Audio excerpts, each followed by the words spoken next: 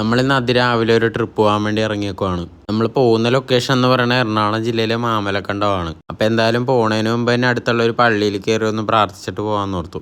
നമ്മളെപ്പോഴും പോകുന്ന പോലെ നമ്മുടെ സ്പ്ലെൻഡറിനല്ല ഇന്ന് പോകുന്നത്. നമ്മളിന്നൊരു ട്രാവലർ എടുത്താണ്ടോ പോകുന്നത്. നമ്മളിന്ന് മാമലക്കണ്ടത്തേക്കാണ് പോകുന്നതെങ്കിലും മാമലക്കണ്ടം മാത്രമല്ല, പോകുന്ന വഴിക്ക് ടച്ച് ചെയ്ത് പോകാൻ പറ്റിയ കുറച്ച് ലൊക്കേഷൻസും ഒക്കെ നമുക്ക് ഈ വീഡിയോയിലൂടെ കാണാം. നമ്മളിന്ന് പോകുന്നത് നേര്യമംഗലം വഴിയല്ല, മൂവാറ്റുപുഴ കയറി തട്ടേക്കാട് വഴിയാണ് മാമലക്കണ്ടം പോകുന്നത്. ഇപ്പോൾ 1-2 ദിവസം അവധി ആയതുകൊണ്ട് തന്നെ ധാരാളം വണ്ടികളാണ് ഇതുവഴി പോകുന്നത്. പോകുന്ന വഴിക്ക് മൂവാറ്റുപുഴ എത്തിയപ്പോൾ നല്ല ചൂട് ഉഴുന്നോടെ ഉണ്ടാക്കുന്ന കണ്ടിട്ട് നിർത്തിയതാണ്. അപ്പോൾ സമയം ഇത്ര ആയതുകൊണ്ട് തന്നെ ഇതും കഴിച്ചിട്ട് ഇവിടെ നിന്ന് രാവിലത്തെ ബ്രേക്ക്ഫാസ്റ്റും കഴിച്ചിട്ട് പോകാമെന്ന് കരുതി. അങ്ങനെ ബ്രേക്ക്ഫാസ്റ്റൊക്കെ കഴിച്ച് നേരെ പോയത് ഇഞ്ചത്തൊട്ടി തൂക്കുപാലത്തിലേക്കാണ്. പോകുന്ന വഴിയൊക്കെ ഇതുപോലെ ധാരാളം റബ്ബർ എസ്റ്റേറ്റുകളൊക്കെ നമുക്ക് കാണാൻ പറ്റും കേട്ടോ. ഇഞ്ചത്തൊട്ടി തൂക്കുപാലത്തിൽ ഇപ്പം ഞാൻ വന്നപ്പോൾ ഞാൻ ശരിക്കും ഞെട്ടിപ്പോയി. ഞാൻ ഒരു 3-4 കൊല്ലം മുന്നേ വന്നപ്പോഴുള്ളൊരു അവസ്ഥയല്ല ഇപ്പോൾ ഈ തൂക്കുപാലത്തിന്. ഞാൻ പണ്ട് ഇവിടെ വന്ന സമയത്ത് ഇവിടെ കയാക്കിംഗ് ഒക്കെ ഉണ്ടായിരുന്നു. പക്ഷേ ഇപ്പോൾ ഇവിടെ കയാക്കിംഗ് നടത്തുന്നതിൻ്റെ യാതൊരുവിധ ലക്ഷണങ്ങളും കാണാനില്ല. നേരത്തെ ഇവിടെ കയാക്കിംഗ് നടത്തിയിരുന്ന ഈ പാലത്തിലേക്ക് നമ്മൾ കയറുന്നതിൻ്റെ വലതുവശത്തായിട്ട് തന്നെയാണ്. പക്ഷേ ഇപ്പോൾ അതൊക്കെ മണ്ണുകൊണ്ട് മൂടപ്പെട്ട നിലയിലാണ്. നമ്മുടെ എറണാകുളം ജില്ലയിൽ സ്ഥിതി ചെയ്യുന്ന ഏറ്റവും വലിയ തൂക്കുപാലമാണ് കേട്ടോ ഇഞ്ചത്തൊട്ടി തൂക്കുപാലം. നമ്മുടെ ഭൂതത്താൻകെട്ട് ഡാമിൽ നിന്നൊക്കെ വരുന്ന വെള്ളമാണ് ഇതിൻ്റെ താഴെക്കൂടി ഒഴുകുന്നത്. ഈ തൂക്കുപാലത്തിൽ അങ്ങനെ പ്രത്യേകിച്ച് കാണാനും മാത്രമൊന്നുമില്ല. നമുക്ക് ജസ്റ്റ് ഈ പാലത്തിൽ കൂടി കയറി ഒന്ന് എക്സ്പീരിയൻസ് ചെയ്യാൻ പറ്റും. പിന്നെ നിങ്ങളിവിടെ വരുവാണെങ്കിൽ അത് രാവിലെയോ അല്ലെങ്കിൽ ഈവനിങ്ങോ വരാൻ ശ്രമിക്കുക. അപ്പോഴായിരിക്കും കൂടുതൽ ബ്യൂട്ടിഫുൾ. അവിടെ നിന്ന് നമ്മൾ നേരെ വണ്ടിയെടുത്ത് തട്ടേക്കാട് വഴി മാമലക്കണ്ടത്തേക്ക് പോയി. തട്ടേക്കാട് ബേർഡ് സാഞ്ചുറിയിൽ ഞങ്ങൾ എന്തായാലും ഇറങ്ങിയില്ല. അവിടെ അങ്ങനെ പ്രത്യേകിച്ച് കാണാൻ മാത്രമൊന്നുമില്ല. അതുകൊണ്ടാണ് അവിടെ ഇറങ്ങാതിരുന്നത്. നിങ്ങൾക്ക് ഇവിടെ കയറണമെന്നുള്ള ആൾക്കാരാണെങ്കിൽ നിങ്ങൾക്ക് ഇവിടെയും കൂടി ടച്ച് ചെയ്ത് പോകാം കേട്ടോ. നമ്മളെന്തായാലും ഇന്ന് അവിടെ കയറാൻ വേണ്ടി നിന്നില്ല. അവിടെ നിന്ന് നമ്മൾ നേരെ മാമലക്കണ്ടം കാട് കയറാൻ തുടങ്ങി. വഴി ഇവിടെ ഭയങ്കര മോശമാണ്. അപ്പോൾ നിങ്ങൾക്ക് ഇങ്ങോട്ട് വരാൻ താല്പര്യമുള്ളവരാണെങ്കിൽ നിങ്ങൾ കൂടുതലും നേര്യമംഗലം വഴി കയറി വരുന്നതായിരിക്കും നല്ലത്. ഈ റോഡ് ഭയങ്കര മോശമാണ്. ഇവിടെ വന്നു കഴിഞ്ഞപ്പോഴാണ് ഈ റോഡിൻ്റെ അവസ്ഥ നമുക്ക് ശരിക്കും മനസ്സിലായത്. അപ്പോൾ നമ്മൾ മാമലക്കണ്ടത്തേക്ക് പോകുമ്പോൾ ഇതുപോലെ ധാരാളം വ്യൂ പോയിൻറ്റ്സ് ഒക്കെ കാണാൻ പറ്റും. അപ്പോൾ നമുക്ക് ഇവിടെയൊക്കെ നിർത്തി ഫോട്ടോ എടുക്കണമെങ്കിൽ വണ്ടിയൊക്കെ ഒതുക്കിയിട്ടിട്ട് ഫോട്ടോ എടുക്കുക. കാരണം ഇവിടെ റോഡിന് വളരെ വീതി കുറവാണ്. അപ്പോൾ ബാക്കിയുള്ള വാഹനങ്ങളൊക്കെ പോകാൻ വേണ്ടി തടസ്സമൊന്നും ഉണ്ടാക്കി വണ്ടി പാർക്ക് ചെയ്യരുത്. അതുപോലെ ബൈക്കിന് വരുന്നവരുടെ ശ്രദ്ധയ്ക്ക് ഈ മരത്തിൽ നിന്ന് ധാരാളം പുഴുക്കളൊക്കെ തൂങ്ങി ഇറങ്ങി നിൽക്കുന്നതൊക്കെ ഞാൻ കണ്ടായിരുന്നു. അപ്പോൾ ബൈക്കിന് വരുന്നവർ പെട്ടെന്ന് ശ്രദ്ധിക്കത്തില്ല, നിങ്ങളുടെ മേത്ത് കയറാൻ ചാൻസ് ഉണ്ട്. അപ്പോൾ വരുന്നവരെന്തായാലും ഒന്ന് സൂക്ഷിച്ചും കണ്ടും വേണം വരാൻ വേണ്ടി. അങ്ങനെ ഞങ്ങൾ മാമലക്കണ്ടത്തേക്ക് എത്തി. ഞങ്ങളിനി ജീപ്പ് ട്രക്കിങ്ങിന് പോകാൻ വേണ്ടി ഇരിക്കുവാണ്. അപ്പോൾ ഞങ്ങൾ ഓൾറെഡി ഒരു ജീപ്പിനെ കോൺടാക്ട് ചെയ്തിട്ടുണ്ട്. അപ്പോൾ ജീപ്പ് എത്താൻ എന്തായാലും 10 മിനിറ്റ് ആകുമെന്ന് പറഞ്ഞു. അപ്പോൾ ഞങ്ങൾ അടുത്തുള്ള ഉരുളിക്കുഴി വാട്ടർഫോൾസൊക്കെ ഒന്ന് കണ്ട് നിൽക്കാമെന്ന് ഓർത്ത്. പോകുന്ന വഴിക്കൊക്കെ നമുക്ക് ഇതുപോലത്തെ തോടുകളൊക്കെ കാണാൻ പറ്റും. വെള്ളമൊക്കെ ക്രിസ്റ്റൽ ക്ലിയർ ആണ്. താഴെ കൂടി പോകുന്ന മീനുകളെ വരെ നമുക്ക് നന്നായിട്ട് കാണാൻ പറ്റും.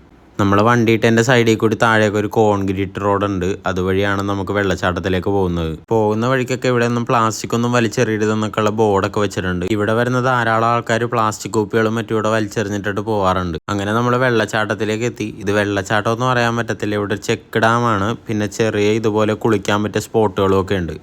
ഈ താഴത്തെ ഈ ഭാഗത്ത് ആഴം കൂടുതലാണ്. അതുകൊണ്ട് തന്നെ കുളിക്കാനും മറ്റുള്ളവർ മേൽഭാഗത്ത് കുളിക്കുന്നതായിരിക്കും കൂടുതലും നല്ലത്. നമ്മളിവിടെ ഈ വെള്ളച്ചാട്ടത്തിൻ്റെ ഭംഗിയൊക്കെ ആസ്വദിച്ചുകൊണ്ടിരുന്നപ്പോൾ നേരെ മുകളിലൊരു ഫോർച്യൂണർ കൊണ്ടുവന്ന് ടോപ്പിൽ നിർത്തിയിട്ടുണ്ട്. ഇവിടെ വെള്ളം നിറഞ്ഞ് കവിഞ്ഞൊഴുകുമ്പോൾ കുളിക്കാതിരിക്കുക. ഇതുപോലത്തെ കുഴികളൊക്കെ പാറയുടെ ഇടക്ക് കാണാൻ പറ്റും. വെള്ളം കുറവുള്ള സമയത്ത് നമുക്കിതുപോലെ കാണാൻ പറ്റുള്ളൂ. വെള്ളം നിറഞ്ഞൊഴുകുമ്പോൾ നമുക്കിതൊന്നും മനസ്സിലാവില്ല. അപ്പോൾ കൂടുതൽ അപകടം ഉണ്ടാകാൻ ചാൻസ് ഉണ്ട്.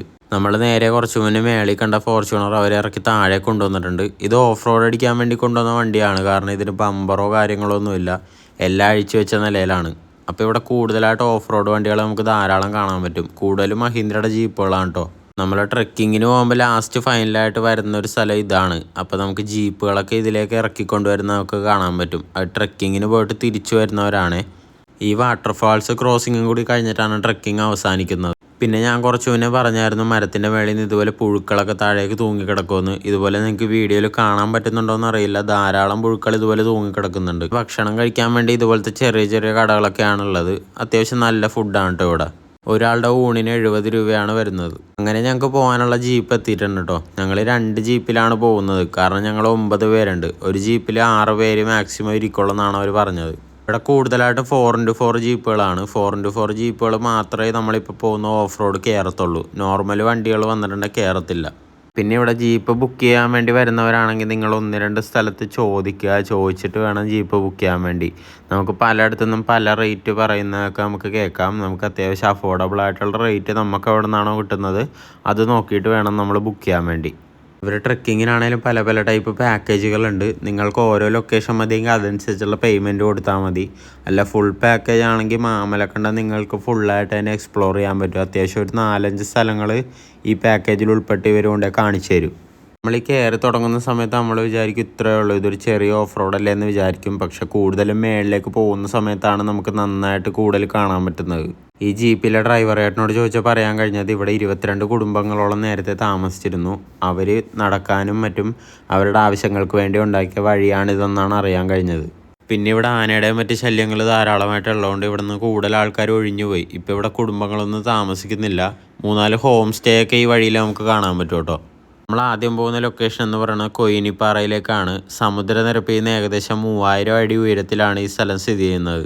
ഇങ്ങോട്ടേക്ക് നമുക്ക് നമ്മുടെ സ്വന്തം വണ്ടിയിലും വേണമെങ്കിൽ വരാമെന്നാണ് പറഞ്ഞത്. യാതൊരുവിധ റെസ്ട്രിക്ഷൻസോ മറ്റൊന്നുമില്ല. പക്ഷെ നമ്മുടെ സ്വന്തം റിസ്കിൽ വേണം വണ്ടിയുമായിട്ട് ഇങ്ങോട്ട് വരാൻ വേണ്ടി. പിന്നെ എൻ്റെ ഒരു കാഴ്ചപ്പാട് വെച്ച് 4x4 വണ്ടികൾ മാത്രമേ ഇങ്ങോട്ട് വന്നാൽ കയറാൻ സാധ്യതയുള്ളൂ. സാധാരണ നോർമൽ വണ്ടികളൊക്കെ ആയിട്ട് വന്നിട്ടുണ്ടെങ്കിൽ നമ്മുടെ വണ്ടികൾക്ക് അതുപോലെ പണി വരാനും ചാൻസ് ഉണ്ട്, കൂടുതലും വണ്ടി കയറാനും ചാൻസ് ഇല്ല. അങ്ങനെ നമ്മൾ കൊയിനിപ്പാറ ടോപ്പിലെത്തിയിട്ടുണ്ട്. നമ്മൾ അതിരാവിലെയൊക്കെ വരുവാണെങ്കിൽ ഇവിടെ ധാരാളമായിട്ട് കോടമഞ്ഞൊക്കെ കാണാൻ പറ്റും. അതുപോലെ നമ്മൾ ഈവനിങ് വരുവാണെങ്കിൽ നമുക്ക് സൺസെറ്റും കാണാൻ പറ്റും നന്നായിട്ട്. നമ്മൾ ഈ ഒരു ഉച്ച സമയത്ത് വന്നാലുള്ള പ്രത്യേകത എന്ന് വെച്ചാൽ നമുക്ക് ഇതുപോലെ ക്ലിയർ ആയിട്ട് നമുക്ക് കാണാൻ പറ്റും. ഈ മലകളും മേഘങ്ങളും ഒക്കെ ഇങ്ങനെ നിൽക്കുന്നത് നമുക്ക് അടിപൊളിയായിട്ട് കാണാം. ഇവിടെ നമ്മൾ വന്നു കഴിഞ്ഞാലും കുറേ ആനപ്പിണ്ടമൊക്കെ കിടക്കുന്നത് നമുക്ക് കാണാം. ഇവിടെ ധാരാളമായിട്ട് ഇടയ്ക്ക് ആനകൾ വരാറുണ്ടെന്നാണ് അറിയാൻ കഴിഞ്ഞത്. കൊയിനിപ്പാറയിലെ കാഴ്ചകൾ കണ്ട് നമ്മൾ നേരെ പോകുന്ന മാമലക്കണ്ടം സ്കൂളിലേക്കാണ്. പണ്ട് കാലത്ത് നമ്മൾ കണ്ട മാമലക്കണ്ടം സ്കൂളല്ല ഇപ്പോൾ ഇവിടെ ഫോട്ടോഷൂട്ടിന് വേണ്ടി ആൾക്കാരുടെ തിരക്കാണ്. വാഹനങ്ങൾ വരെ ബ്ലോക്കാക്കി നിർത്തിയാണ് ഈ മാമലക്കണ്ടം സ്കൂളിൻ്റെ ഫ്രണ്ടിൽ നിന്ന് ആൾക്കാർ ഫോട്ടോ എടുക്കുന്നത്. സ്വന്തമായിട്ട് ഫ്രണ്ടിൽ വെള്ളച്ചാട്ടം കൂടിയുള്ള ഒരു സ്കൂളാണ് ഇത്. നിങ്ങൾക്ക് തന്നെ ഈ വീഡിയോയിലൂടെ കാണാൻ പറ്റും ഈ സ്കൂളിൻ്റെ ഫ്രണ്ടിൽ ഇപ്പോൾ ഉള്ള അവസ്ഥ. അവിടെ നേരെ നമ്മൾ പോകുന്നത് ഇനി മുനിപ്പാറയിലേക്കാണ് കേട്ടോ. നമ്മൾ ഈ മുനിപ്പാറയിൽ ടോപ്പിൽ വന്നു കഴിഞ്ഞാൽ ഇവിടെ എക്കോ പോയിൻ്റ് ആണ് കേട്ടോ. നമ്മളിവിടെ സൗണ്ടൊക്കെ ഉണ്ടാക്കി കഴിഞ്ഞാൽ നമുക്ക് എക്കോ ആയിട്ട് ഇവിടെ നിന്ന് കേൾക്കാൻ പറ്റും. മേളിൽ താഴത്തേക്ക് നോക്കുമ്പോൾ ഒരു കിടിലൻ വെള്ളച്ചാട്ടം കാണാൻ പറ്റും. പക്ഷെ നമുക്ക് അങ്ങോട്ടേക്കൊന്നും പോകാൻ പറ്റത്തില്ല, മൊത്തത്തിൽ കാടാണ്. പിന്നെ ഇവിടെ നിന്ന് കഴിഞ്ഞാൽ പുലിമുരുകൻ ഷൂട്ട് ചെയ്ത ലൊക്കേഷനൊക്കെ നമുക്ക് ദൂരെയായിട്ട് കാണാൻ പറ്റും കേട്ടോ. മുനിപ്പാറയിൽ എത്തിക്കഴിഞ്ഞാൽ തീർച്ചയായിട്ടും നമ്മൾ കണ്ടിരിക്കേണ്ട ഒന്നാണ് ഈ മുനിയറകൾ. ഏകദേശം 2000 വർഷത്തോളം ഇതിന് പഴക്കമുണ്ടെന്ന് പറയപ്പെടുന്നു. ഇതിലിവിടുത്തെ ആൾക്കാർ വിളക്കൊക്കെ വെച്ച് പ്രാർത്ഥിക്കുന്നതൊക്കെ നമുക്ക് കാണാൻ പറ്റും കേട്ടോ. അവിടെ നിന്ന് പിന്നെ നമ്മൾ നേരെ താഴത്തേക്ക് ഇറങ്ങി വരുന്ന റിവർ ക്രോസിങ്ങിലേക്കാണ്. നമ്മൾ കുറച്ച് മുന്നേ മേളിൽ നിന്ന് കണ്ടില്ലേ കുറേ വണ്ടികൾ ഇറങ്ങി വരുന്നത്, അതുവഴിയാണ് കേട്ടോ നമ്മളിപ്പോൾ ഇറങ്ങി പോകുന്നത്. അങ്ങനെ റിവർ ക്രോസിങ് കഴിഞ്ഞ ശേഷം വണ്ടി എവിടെയാണോ ഇട്ടിരിക്കുന്നത് അവിടെ കൊണ്ടേ നമ്മൾ ആക്കിത്തരും. അപ്പോൾ നമ്മളുടെ ഇന്നത്തെ പരിപാടി കഴിഞ്ഞു. അങ്ങനെ കടയിൽ കയറി ഒരു ചായയും കുടിച്ച് നമ്മൾ നേരെ തിരിച്ചു പോന്നു. വന്ന വഴി മോശമായതുകൊണ്ട് നമ്മൾ തട്ടേക്കാട് വഴിയല്ല, തിരിച്ച് നമ്മൾ നേര്യമംഗലം വഴിയാണ് വന്നത്. നിങ്ങളിനി മാമലക്കണ്ടം വരുമ്പോൾ താഴെയുള്ള സാധനങ്ങൾ മാത്രം കാണാതെ ഇതുപോലെ ജീപ്പ് ട്രക്കിംഗ് ഉണ്ടെങ്കിൽ അതും കൂടി ഒന്ന് എക്സ്പീരിയൻസ് ചെയ്യുക. വളരെ നല്ലൊരു അനുഭവമാണ് ഇത്. അപ്പോൾ ഈ ചെറിയൊരു വീഡിയോ എല്ലാവർക്കും ഇഷ്ടമായെന്ന് വിചാരിക്കുന്നു. അപ്പോൾ നമുക്കിനി വേറൊരു വീഡിയോ ആയിട്ട് കാണാം.